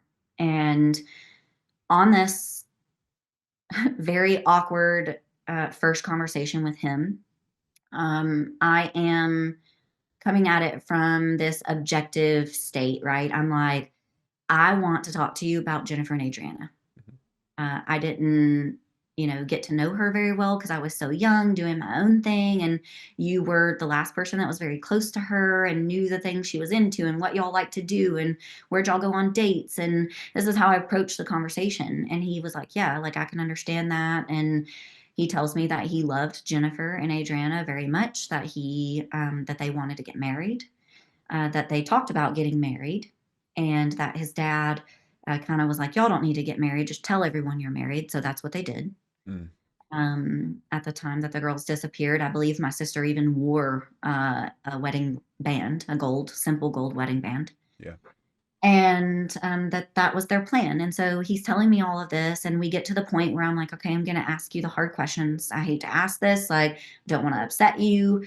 I'm tiptoeing around, but like, tell me, did you take Jennifer and Adrianna to Cross Plains? Did you go to the grocery store? Did you drop her off at the Exxon? And he, with very much conviction, with like, there's no other way that this is not true. Coming from him, he says, yes, yes, I took her. I did exactly what she told me to do. I took them to the gas station. I did that. And he says that I said, well, you didn't like ask questions or anything? Like, what? Why did she want to go to the gas station? I don't know, he says. And he says he just did what he was told to do and that he was in the dark. And he said he even was trying to make me believe this so hard. And I'll be honest, I even did a little bit because I'm a very good judge of character, very intuitive, very aware Yeah. um, of people. And he had me believing for a minute too. He told me that it's what I did. If we ever got into a fight, we took her somewhere. If she wanted to go, we took her. And he did. Remember whenever he pulled a gun and she was taken to her grandparents' house. She Right. was taken to my aunt's house. And she even came home and lived with us after they broke up for a period in December of 2003. They lived with my mom and me and my sister Yeah. before they moved in with him. And so I was thinking about it. And I'm like, you're right. So we get off the phone and I ask him one other big question I wanted to ask about the picnic that they went on, that my sister had told, whenever my sister talked to her dad Mhm. um, that last day, she was explaining to her dad how she was scared of Joey's mom. She was acting weird and things were tense. And he's like, well, have someone come pick you up. And she's like, no, Joey's on his way home. We're going to go on a picnic. This is the only time that the picnic is ever mentioned to anyone. Right. Joey doesn't mention it in his police statements. He doesn't mention it to my mom, anyone. So I wanted to ask him on that phone call, did you go on a picnic? Because that's potentially another location for where said crime would have happened. Yeah. And he says, well, I wouldn't call it a picnic. Jennifer had made us some sandwiches and we went and went to the barn, the shed, to go and have a private conversation. And I'm like, okay. So we get off the phone and I'm like, well, can I reach out to you again? Like, I don't want to leave it here. I feel like, I danced around, and can I call you again? Can we talk more? And he says, yeah, call me anytime after 7 o'clock. And I say, okay. And that's where we left it. So that was my first conversation with him. And maybe about a month after, I don't know exact dates, I would have to look at my notes, but like maybe about a month after, things are happening in the investigation with his dad and everything happening there, and their inner dilemmas and family drama with who turned in his dad and whatever. And our detectives, I guess, are trying to get information for Jennifer and Adriana. We're asking them, use this opportunity please to get information. And so Joey knows we're having this meeting with the DA, and he shows up to the DA's meeting, the day of our DA's meeting. And we're asked to leave. And Joey comes in there and he talks to the DA and to the TBI in Robertson County. And he told me before that meeting, he said, I'm ready to tell y'all everything. And I want to tell y'all everything while you're there so they can hear it too. So basically trying to kill two birds with one stone. Not y'all will be here and TBI will be there and I'll get this off my chest, right? Yeah. And so we don't know what's happening. We're not told what's happening. And we just wait for this meeting to end. And they come out after it's finished and they're like, well, we've got more work to do. Y'all go home. This was on a Friday. We're like, okay, but that's not enough. So Joey and his sister contact us again that night. And this was early April. I want to say like April 9th was the day of our meeting. And we get a message on Facebook, and this message is from Amy. Mhm. And she starts giving us information about potentially, these locations for Jennifer and Adriana and why they believe we should check these locations. They're local, they're not their property. And they don't have any information, but they think we've got to go right now to these locations. And TBI and Robertson County had already been told this exact information. And so I don't know what their point and what their, um, idea, or I don't know the reason why they told us after they had already told law enforcement. Law enforcement was checking into it, but there's got to be some reason there. The only thing I could Um, think of is that they would, like get scared of like, oh my God, we just gave the actual locations. We need someone to go and mess the scene up. Let's get the family to go there and yeah, and contaminate the scene. Very good point, because law enforcement did check those locations multiple times. Yeah. My family was there the first couple of days watching and waiting. We weren't like up in the middle of it or part of it or anything.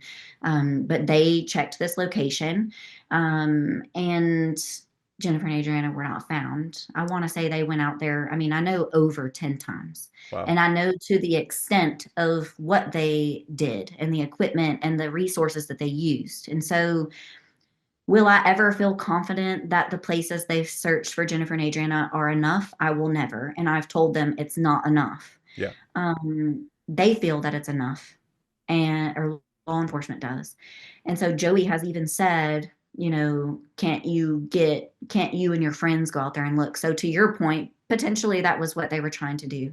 Yeah. Um, but there were two times that we received emails and messages on Facebook from Amy and Joey about, then it was like their family side of things and about the photograph that was found. And, now they're starting to theorize in a way of how this could potentially tie into Jennifer and Adriana.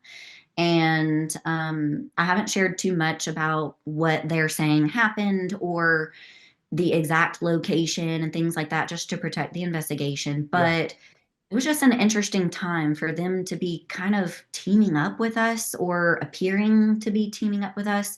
But that was really, communication continued after that with Joey and myself. I've never heard from Amy again. Yeah. She's been in and out of jail herself for violations of probation for that kidnapping charge, the same as her dad.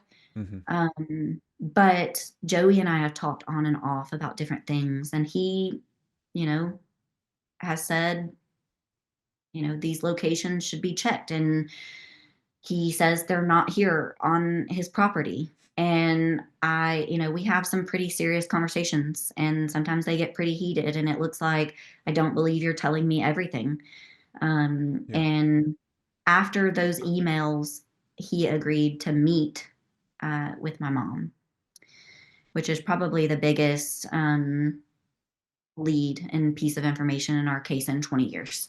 Yeah. And law enforcement obviously had already heard this information that day at the district attorney's meeting, but this was in July. And I asked him, well, will you meet with us? Because he said, I'm ready to tell you everything. And I'm like, well, what are you ready to tell? So far, y'all have just given potential locations, and not really claimed any participation in what happened to Jennifer and Adriana, and haven't really given us anything. Yeah. So he says, I'm ready to meet with you. I'm unable to meet, but I'm on speakerphone for the entire meeting. And my mom goes to meet with him locally in Springfield, and they sit down, and it's about a 2.5 hour conversation. He jumps right into it and just says, here's what happened that day. And the first thing that comes out of his mouth says, whenever I got home that day, he's referring to March 25th, 2004, when he got that call home from work. He says, Jennifer and Adriana were already dead. And so I have not shared anything further about what he said actually happened, because he does go into detail about what happened, about how they possibly died, Yeah. um, and about what happened to them afterwards. And it's not good.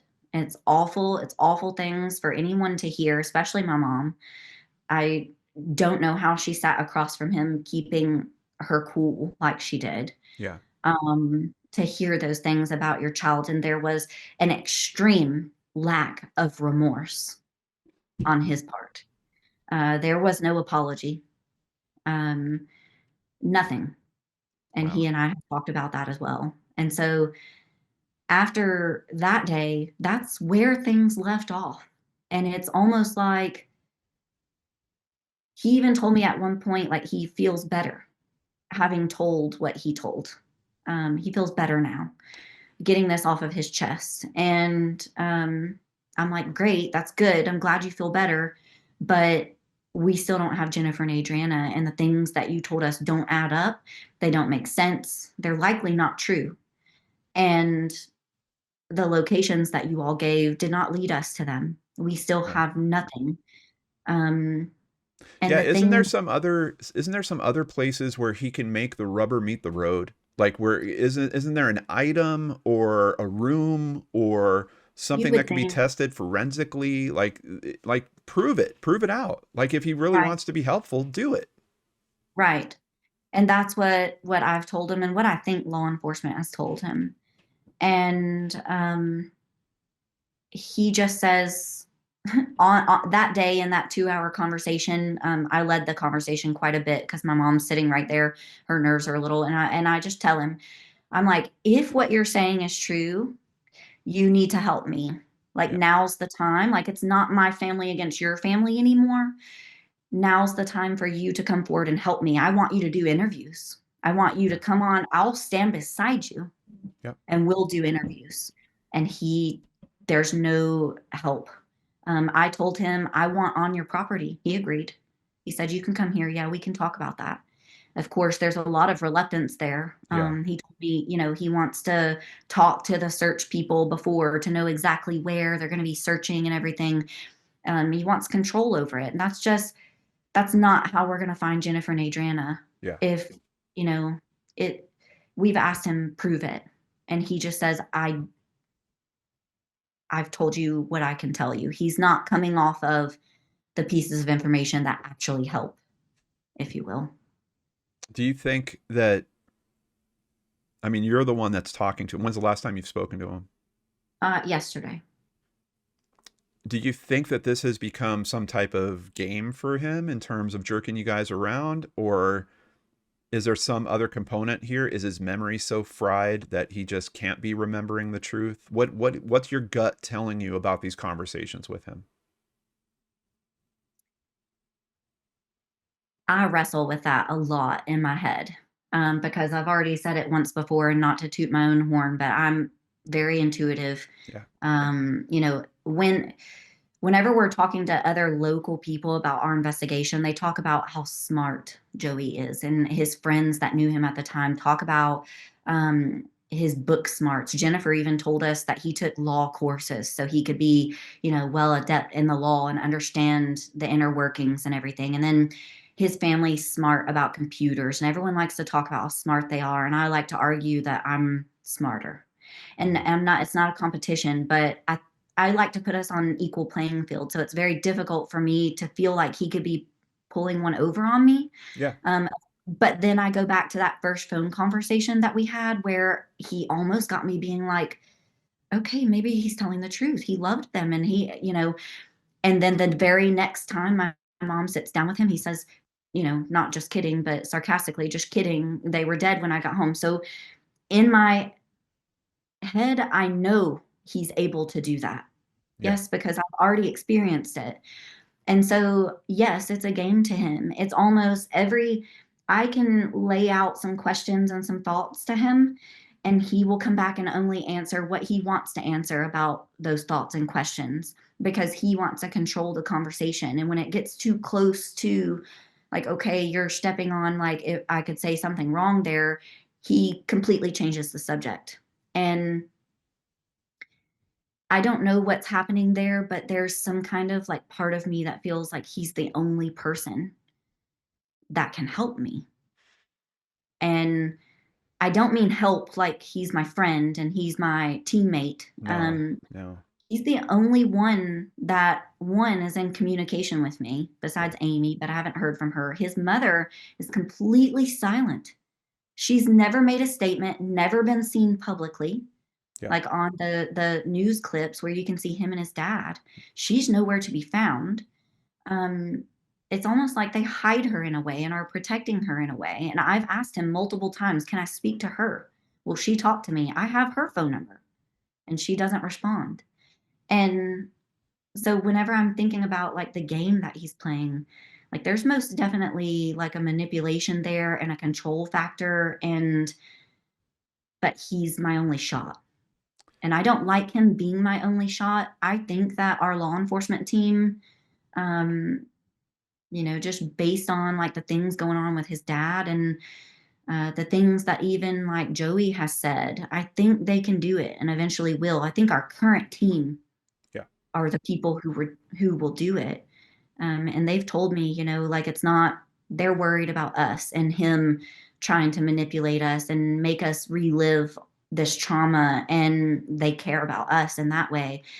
But then, I mean, I fire right back at them and just say, like, I don't have a choice. Like, you have 100 cases, I have Right. one, Right. you know? And so I don't know. He's the only person, not that can help. I don't know what the word is. He's the only person that knows what happened that day that's communicating with me. And so he's the one that's got to come off the information. Well, and if you're watching this, Joey, and you are legit trying to be helpful, and if you think a mediated conversation would be help, and we don't have to put this on air. I mean, we can if you want. Whatever options you want to control in terms of that, I would absolutely be willing to help foster some communication around this. I know you are doing an amazing job in terms of taking this and running with this, but I also know that sometimes when you're that close to it, like you're talking about the conflicts you're having internally, all of a sudden he gives you a sprinkle of the character of your sister, and it rings true for you, and it starts skewing your perspective a bit. I don't have that with this case. So like we could have a very serious conversation about, share with us what you're trying to tell us, and I could try to help pinpoint some things that could be helpful. I also have some resources in Tennessee that are very, very good, that could be helpful on this too. So I'm just putting it out there, Joey, because there's a part of me that wants to believe that you are actually being helpful here too. And I can hear it. I can hear it in Casey. I want to believe that too. And if you want to give it a shot, I'm willing to take that shot with you guys. Yeah, I have to that point, and I don't know if he and his mom watch any of this stuff. Um, Well, and I, he showed up with, based off a Facebook post, and he showed up to your big yeah, meeting. So yeah, yeah. exactly. And there's some other things that obviously like getting the Facebook messages, sorry. Hmm. So it leads me to think that, yeah, he probably does stay up to date on everything. But like we did Dateline, which they didn't do a segment on it. They did an article. Yeah. But during that, they reached out to him, and was able to get his mom's contact phone number and stuff. Like I didn't give them that information, but they researched and found it and reached out to him. And he actually was talking, Yeah. and agreed to interview with Dateline. And they went, that was kind of like you just said, like you're giving these inklings of like you are trying to help, but then something was happening with his SIM card, and he said, I'll call you right back. And there was just like a lot of back and forth. And that guy, that reporter, that journalist, he continued on and on and on. And it took a while for the article to get posted, because they were like, we want to give him the room to talk, that Yeah. space to talk and give his point of view, which I want, like Yeah. so desperately, like to approach everything about our investigation objectively. Hmm. And I wanted him to have the opportunity. The podcast we did, Missing in Hushtown, Jules, the producer of that, she gave him the opportunity, reached out on multiple occasions, and family members. She gave him the opportunity to come on and interview. Yeah. And there was no response there. But with Dateline, he actually responded. And I feel like if you're trying to help, like these are the ways to help. And sometimes I've told our law enforcement team, like, you guys are intimidating. Like, I like them, Yeah. and things about them. But like to people who are being accused or possible suspects or persons of interest, like they're not always willing to talk to you in an open space. You come off intimidating. And so that's how I approached talking to him originally, was just like, I'm not the bad guy here. Like, I was young then. Can you tell me what happened? And like, maybe I can figure it out? Yeah. And like, you could be that person, or like a mediator, and all of these different people. And I feel like if he wanted to help, he would. Well, and if Dateline's the thing that grabs his attention, you know how you get one of those full on episodes done? The Mm, case nowadays, the case has to be solved. mm. So, Joey, you can help facilitate that. and you've already got someone from Dateline reaching out to you. Are you kidding me? They would rush that thing into production so fast. Yeah. How's your mom doing? Um, I struggle with that too because obviously it's been 21 years and mom, um, sorry, I get a little bit emotional talking about this, so I try not to cry. Yeah. Mom, I was with her through all of this, and a lot of our family members were, but I was the youngest. So, like, I was still at home and back from college and things like that. And just, I won't say the closest, but like my other sister and all of our family members weren't with her every day like I was. And so I saw her up in the middle of the night,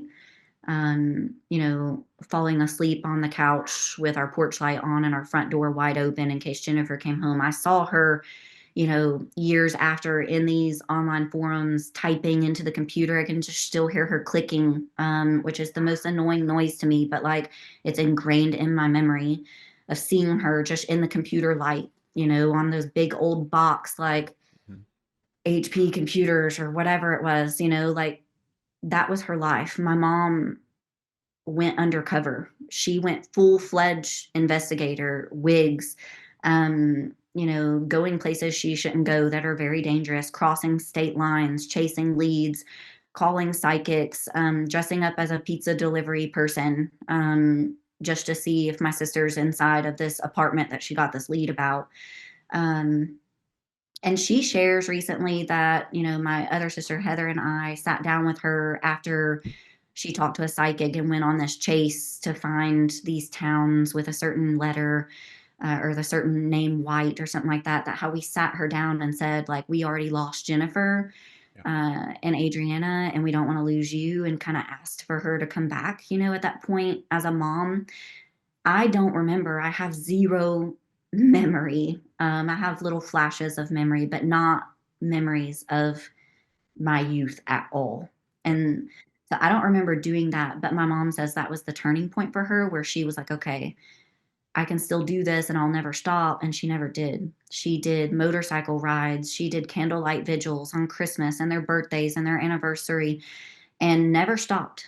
And then the people that she was closest to that were the adults, like her husband and my grandmother, and my aunt who doesn't talk to her anymore, all slowly faded out of her life, Right. where she kept and shielded her children from like the hard parts of the investigation and hearing the bad rumors and the leads that let her down and the emotional side of it. She shielded us from it. And so for 17 years, she did that. And then I up and decided one day I was in direct marketing, network marketing that's solely based on social media. And I was like, why am I doing this? I have this way more important thing in my life that I need to use my talent for. And so I told her, give me everything you've got. It's right here behind my computer. It stays in my dining room and doesn't move. Most of the days it's laid across this table. And I told her, give me everything you've got. And I started over because my goal was, you asked me how my mom is doing. She had just started to put things down. And I won't say like move on because you don't, Yeah. but I'm sorry. But she had just started to just realize like, okay, we just come to terms with like we may never ever find them and find out the truth. And so I took it from her so she could rest. Yeah. And now she's not resting anymore, just because of everything that's been going on. Um, it's almost like it's 2004 again for her. Um, so there's a lot of like drummed up emotions and past trauma, and she's heavily involved where I didn't want her to be. I wanted to do it myself and take it from her, but I can't. All of the notes in the notebooks are hers. Yeah. All of the leads chased were given to her. And Well, maybe it's not about taking it off of her, but just helping her shoulder it. helping her carry it. Yeah. And even if you're giving her moments of just clarity or space, just the ability to breathe, Yeah. maybe that's how it's got to be for right now. Because I get that there's so much kicking with this case. Like how could she put it down? You know? Right. And I worked really, really hard, like I said, to grow the relationships back with our law enforcement team. That Yeah. was one of the first things I did. I called for meetings with Robertson County and TBI, set the appointment with the district attorney. We searched Joey's grandparents' 50-acre property in 2021. We got the medical records. We got Adriana's birth certificate. We've made contact with Joey. We've made big strides. And I don't think we could have done that alone, not either one of us. And I didn't just foster those relationships, but there's other people who are involved now, not only the community. We have the most community support that we've ever had, Yeah. and people actually speaking up and speaking out. And then Adriana's dad, Billy, and his family, um, during podcast production for Missing in Hushtown, we really became very close. Yeah. And he comes to my children's birthdays and our holidays. We spend holidays together because we're family now. And so, where mom felt like she was doing that alone for 17 years, or maybe had people she could talk to, but weren't actually doing the work, she's not doing that anymore. And so, that was kind of my goal, was like, we want everyone on our side, Yeah. and we can't do it alone. No. No, you can't. And you need to hear that too for yourself. Yeah, absolutely. And you don't have to. You don't have to. It's about using that support, using that team. So I know we're running really, really long, but I have to hear about Unbury the Truth. Tell me about what this is, what this means to you, and why people should stand behind you on this. Yeah, absolutely. So it's been 21 years that Jennifer and Adriana have been gone. And like I mentioned before, from the get go, we have felt in our hearts that something was wrong, that foul play was involved, that Jennifer and Adriana would never just disappear, would never go off on their own. And so, knowing that and fighting against the system and fighting to find them has been atrocious. It has been awful. It has affected every part of my family and everyone that knows Jennifer and Adriana personally. And then it just kind of trickles out from there and affects people all over our town, the state, everyone, our detectives. It affects everybody. And so, after we had a really important year last year on their 20th year being missing, um, I thought, this isn't working. We got to the end of the year where things just sort of trailed off around the holidays, and where that, I think that's normal for everyone to take some time off and take some time to breathe after the year that we had. We weren't communicating as much with law enforcement. It felt like there was no movement in our case. And I just couldn't feel that one more time. And so I decided we have to go to the root of the problem. And the root of the problem is our system. It is set up, unfortunately, as many people know, and there are many, many families like mine, not just in Tennessee, but so many people know that our system is broken, and it is set up to support rights in a way that do not support the victims. And we're seeing that more and more in people fighting for that exact cause, with victim awareness and victim advocacy and victims groups and networks and campaigns and whatever. But it's our laws that are broken and outdated. Yeah. And I'm fighting for a few different things just in my state, in Tennessee. I have already set appointments with state representatives. I have a meeting with one of our congressmen coming up. I've requested meetings with the Sheriff's Association. I have talked to the assistant director of the TBI and their legislative liaison.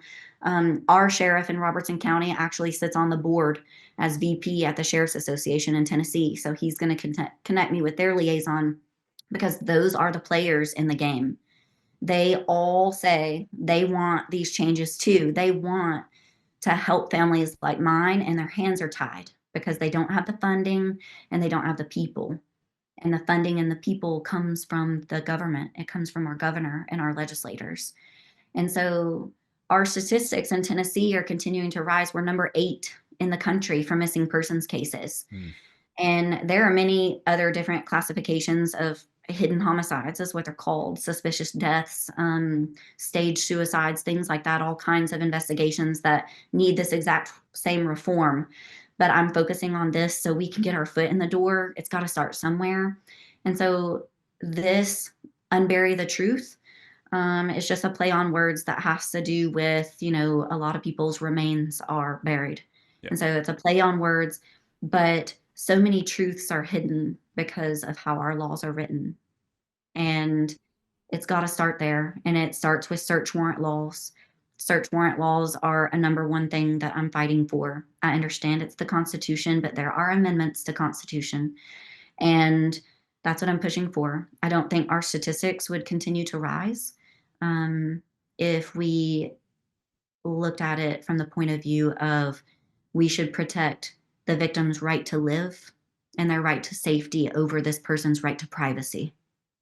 It doesn't make sense to me, especially if, they're the most commonsensical places to look, like where it's my sister's last known residence. It's her Exactly. place of residence. It's on her different documents and things. It's on her background search report. It would make sense to look there. Right. That is the Right. number one reason alone. There shouldn't be a search warrant, or there should just be a designated search warrant that's limited in a way for missing persons. It doesn't have to be you're going to bust someone for drugs while you're there, Yeah. you know.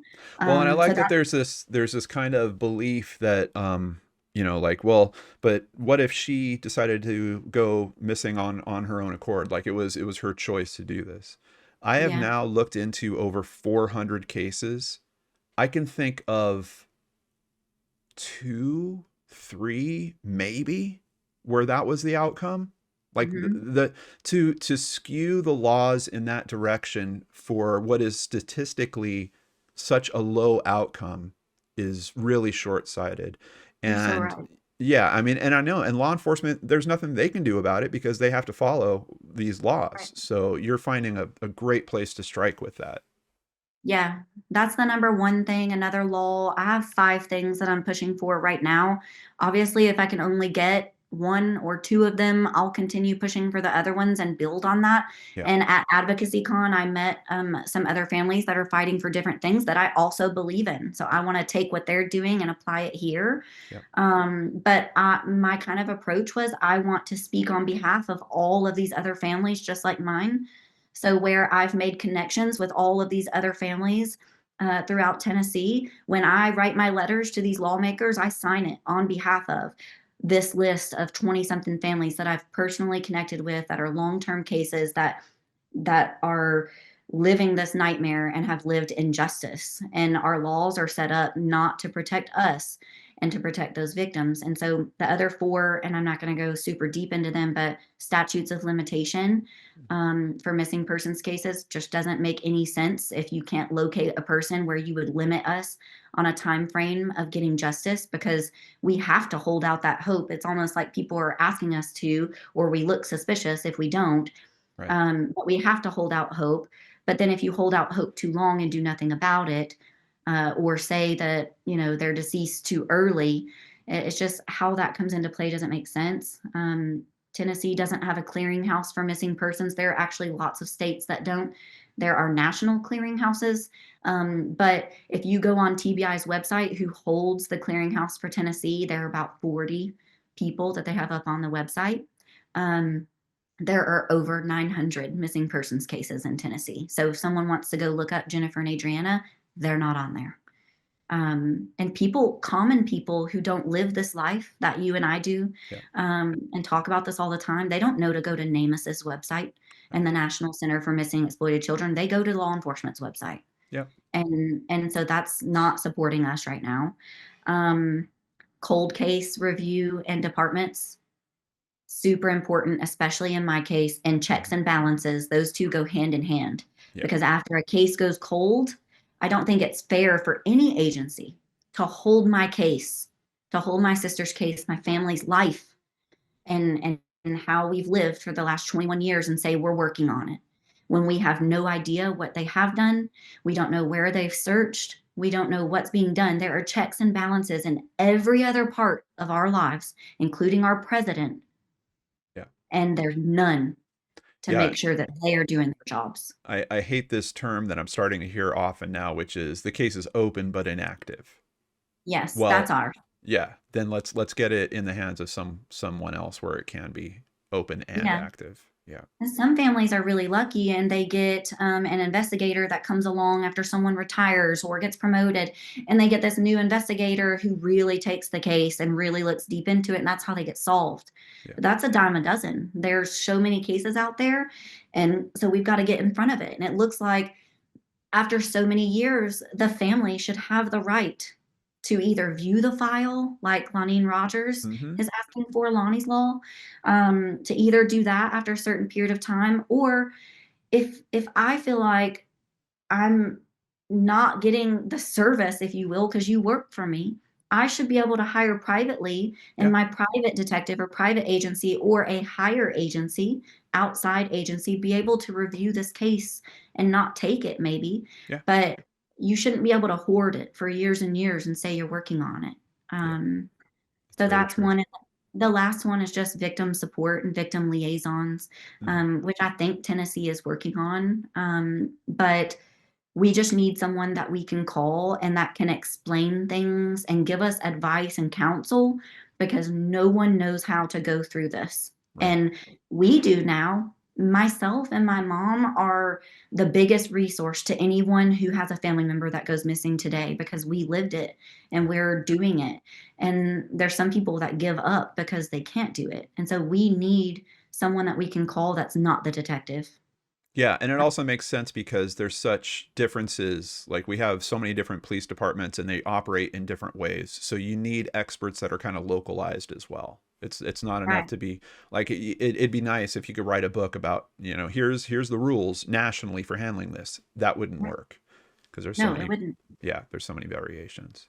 Mhm. You have just been like setting up the checklist and knocking it down. Like I'm completely impressed.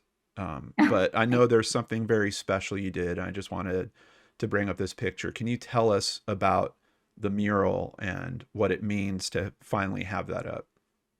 Yeah, so that's my mom and Billy, Adriana's dad, hanging a poster in that little box for Adriana's birthday this year in January. Whenever I told you earlier that I couldn't think of anything big enough to do for their 20-year anniversary. Murals are a big thing in all cities, but in Springfield, it is a historic small town. It's used in a lot of movies and shows, and I wanted to get a mural painted for Jennifer and Adriana. And so I fundraised locally and on social media. So the community helped us raise money to pay an artist, a local artist. Her name's Tara Aversa. And she did amazing. It's a picture of a mama horse and a baby horse. Um, and it's right downtown Springfield. So if there are any movies or shows or anything, that it can, live there in those movies. But it represents Jennifer and Adriana, the mom and the baby. And so we wanted a place because we may never get a place to go and see Jennifer and Adriana and give them a proper Christian burial. And this is what that serves for us. It is a place, and I go some days if I'm having a hard day in the case and the investigation. I go and I just sit right there on the sidewalk and I have my lunch or have a coffee, and I sit there. And there's a little restaurant next door called, oh man, Willie Mae's Barbecue, Hmm. and he owns that building there, and he let us paint that mural, and he said absolutely, and is part of the community support that we've gotten in the last year. We've seen a huge um, you know impact from the community and their support. Yeah. After all these years, we didn't feel like we had it in the beginning, but now we do. And so that mural means everything to us. And I hope it stays there for years and years and years. Definitely. Definitely. I do too. So, $25,000 reward, is that still available? Um, it is still available. There are different pieces of that reward through like Crime Stoppers and, Okay. and so a lot of it is family reward, and we have reward pledges that were originally taken up a long time ago. So yes, there is still a reward for information. Part of it was from a past governor too. So it's definitely still out there. If anyone has any information, they can come forward and contact us through social media or law enforcement directly, TBI Find, or the Sheriff's Department. Theirs is 615-384-7971. Absolutely. And we've had the TBI Find phone number on the screen the whole time for this episode. On top of that, reaching out to you on social media, I just want to make sure that I've got the right one for them. Is this the Facebook page? Yeah, that's our Facebook page, and I manage that directly. My mom and I both have access to it and respond to messages almost immediately. So if anyone wants to reach out, even if it's just support or anything, but follow the page, because that helps with our awareness and our algorithms on social. Yeah, absolutely. Anything else that you wanted to share before we finish here today? I don't think so, John. I think Okay. that's it. Yeah, well, no, I think we did a pretty good job of it. And thank you so much for all of this time. And Thank um, you. I feel very privileged to know you this much better now. And of course, if there's anything that you think I can help with, please don't hesitate. Please let me know. And again, Joey, the offer's out there. And if you want it to be an interview on the channel, we can do that. If you want to just it be a private mediated conversation, we can do that as well. Whatever it takes to be helpful on this. And if you're really trying to be helpful and there's a piece of me that wants to believe that, do us a favor, prove it to us, please. Please. Casey, thank you so much, and have a great Easter. Okay? Thank you. All You do right. too. Yeah, Thank you so much. you got it. Clearly, this family is not giving up, but they need help. Please share this episode with others so that we can raise the exposure and give Casey and her family every chance at finding the truth of what happened to Jennifer and Adrianna Wix. At the time of her disappearance, Jennifer stood between 5'4" and 5'6" tall and weighed around 130 pounds. She has brown hair. At the time, it had red highlights in it, but she also has brown eyes. She wears eyeglasses sometimes, and she has a tribal tattoo on her lower back. Her ears are pierced twice, and her tongue is also pierced. Adrianna was only 2 years old when she disappeared, but we do have an age-enhanced photo here. She has a birthmark on her right thigh, and she may go by the nickname Nina. She has blue eyes and brown hair. If you have any information on this case, please contact the Robertson County Sheriff's Department at 615-384-7971. You can also call anonymous tips into the TBI, and you can do that at 1-800-TBI-FIND. That's 1-800-824-3463. Since 2015, we have always run these presentations with limited commercial ads, and we can't do that without our amazing supporters. If you'd like to become one, please visit lordandarts.com. There you can sign up for Patreon, sign up for PayPal, buy merchandise, or even just buy us a coffee. We really appreciate your support as we continue trying to help as many families as we can. And again, a big thank you to Casey Robinson for joining us here today. Let's keep those eyes, ears, and hearts open and looking for Jennifer and Adrianna Wix. I'll see you here again soon on the Lord and Arts channel.